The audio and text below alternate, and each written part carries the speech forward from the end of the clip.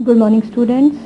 Students, as you have already done the chapter noun in your previous class, means in 6th class, today we will continue with the types of noun, means the other types of noun that you have not done in your previous class. Let's start with the revision, the noun, page number 6. Okay, first of all we have a definition of a noun. A noun is the name of a person, place, animal, thing, etc. It means कि जो noun है वो क्या है, किसी person का नाम, किसी जगह का नाम, किसी animal और किसी चीज का नाम हमें बताते हैं. ठीक है. दिव्यम इज अ गुड डांसर. दिव्यम हमें लड़के का नाम है. ठीक है, तो वो हमारा नेम हो गया किसी पर्सन का. New York is a big city. New York city का नाम है. ठीक है, प्लेस का नाम है. Animals are important for the existence of the human being. ठीक है, ये बताया गया कि जो एनिमल्स है वो हमारे लिए इम्पोर्टेंट है. अब कहते हैं जो वर्ड्स हैं बोल्ड में वो हमारे सारे नाउन्स हैं. They are the name of person, place, animal और अ थिंग. ठीक है, इतना तो आपने पहले ही पढ़ा है. You have already done. In this lesson we will discuss some more type of nouns. अब आगे कौन से टाइप है nouns की? Abstract, concrete and collective. Next 3 type है abstract, concrete and collective. The thing mentioned above may be concrete. A bag, a pencil, a pen, something that we can see or touch, or abstract, peace, goodness, or whatever there is, something that we can feel but cannot touch. I think that is written over there. So today we will do 3 types of noun which are abstract. Second one is concrete and third is collective. Collective का मतलब तो आप समझते होंगे ना, जिसको हम group कह देते हैं. ठीक है, कोई इकट्ठी चीज होना. अब आ गया हमारा अब्स्ट्रैक्ट.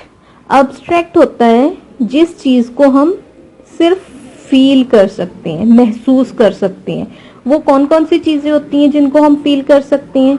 जैसे हैप्पीनेस, ठीक है, सैडनेस, जॉय, फियर, ठीक है, जस्टिस, फ्रीडम. ये सारी जो चीजें हैं जिनको हम महसूस कर सकते हैं वो क्या होंगी? हमारी अब्स्ट्रैक्ट. अब नेक्स्ट आ गया कंक्रीट. कंक्रीट मतलब जिसको हम देख भी सकते हैं, हो सकता है उसे हम टच भी कर सकते हो और उसको फील भी कर सकते हो. मतलब टच करेंगे तो ऑब्वियस है फील करेंगे. सो उसमें कौन सी चीजें आ गई? जैसे कि हम पीपल की बात करें, लोगों की बात करें, people, not pupil, people. Animals हो गए, कैट, डॉग, मतलब जो हमारी कॉमन चीजें हैं उनके बारे में. प्लेस होगी चाहे कोई भी, ठीक है, कोई ज्योग्राफिकल फीचर्स हो गए जैसे माउंटेन्स हो गई, मतलब हम इनको देख सकते हैं. स्काई हो गया. ये सारी हमारी किस में आएंगी? कंक्रीट थिंग्स में. अगर पीपल की बात कर रहे हैं, मैन, वुमेन, ठीक है, डॉक्टर, डेंटिस्ट, टीचर, कॉबलर, जो भी है. एनिमल्स में कैट, डॉग, काउ. प्लेस में, ठीक है, तो कोई भी, जैसे माउंटेन हो गई, पंजाब, इंडिया. उसके बाद ऑब्जेक्ट्स हो गई हैं, चाहे ऑब्जेक्ट्स भी आ सकती हैं, पेन, पेंसिल, बुक, जिसको हम कॉमन थिंग्स बोल सकते हैं. थर्ड वन है हमारा कलेक्टिव. कलेक्टिव होता है जी ग्रुप में. ठीक है, जैसे हमने वर्ड सुने होंगे आप लोगों ने, अ बंच ऑफ फ्लावर्स. ठीक है, फ्लावर्स का बंच. जैसे यहाँ पे फ्लावर्स के ग्रुप में उसको क्या बोला जाता है? बंच. ठीक है, ये हमारे किस में आते हैं?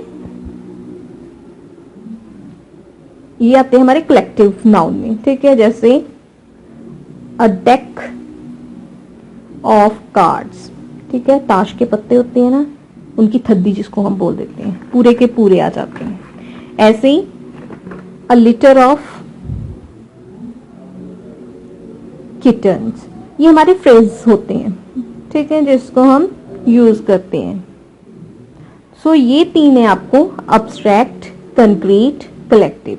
अब्स्ट्रैक्ट का मतलब फील कर सकते हैं, महसूस कर सकते हैं। कंक्रीट देख सकते हैं, टच कर सकते हैं या उसको फील कर सकते हैं, ठीक है। ये सारी एक साथ होंगे, अकेले इसमें फील नहीं हो सकता, सभी साथ में होंगे। और कलेक्टिव क्या होगा, जो हमारा ग्रुप बनाएगा, ठीक है। वही चीजें हमें यहाँ पे उन्होंने बताई हुई है कि कौन सी कंक्रीट है, कौन सी अब्स्ट्रैक्ट है और कौन सी हमारी कलेक्टिव है। नेक्स्ट हमारी है एक्टिविटी 6, जिसमें अंडरलाइन करना है अपने कंक्रीट थिंग्स को और सर्कल करने हैं हमने अब्स्ट्रैक्ट नाउन्स को। तो ये आपने खुद करने हैं, मैंने पिक्स भी सेंड की हुई हैं। First of all try to do it by yourself, then match your answers with my given answers, okay. And next है हमारी activity 7, and this activity you have to do in your grammar notebook. You have to use separate grammar notebooks for your English subject. Separate notebook for English reader and separate for English grammar. I don't want any child to do grammar work and reader work in same notebook. You have to use different notebooks. This work is to be done in the book and this work in your grammar notebook. Grammar notebook मैंने mention किया हुआ है यहाँ पे pics के साथ कि जो काम आपने ग्रामर में करना है और कौन सा काम आपने बुक पे करना है।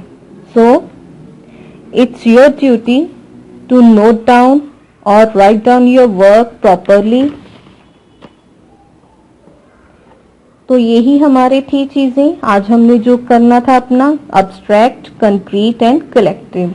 And I will send the answers, answer key of these activity, this activity means these collective noun. See, activity 7, you have to do your work like this. Activity 7, fill in the blanks with collective noun, ठीक है। तो आपने इसको जैसे भी चाहे आपको ऐसे आ सकते हैं, an army of dash, a bouquet of dash, या a dash of grapes, a dash of actors, कोई भी ढंग से आपको ये आ सकते हैं कलेक्टिव नाउन में। So first of all you have to mention date and the page number and then you have to start your work. Activity 7, and all these starting work should be done with black pen. I have already told you these things and I have said you the page, this page related our topic noun, and you have to revise this topic and you have to write this topic in your grammar notebook. Thank you students.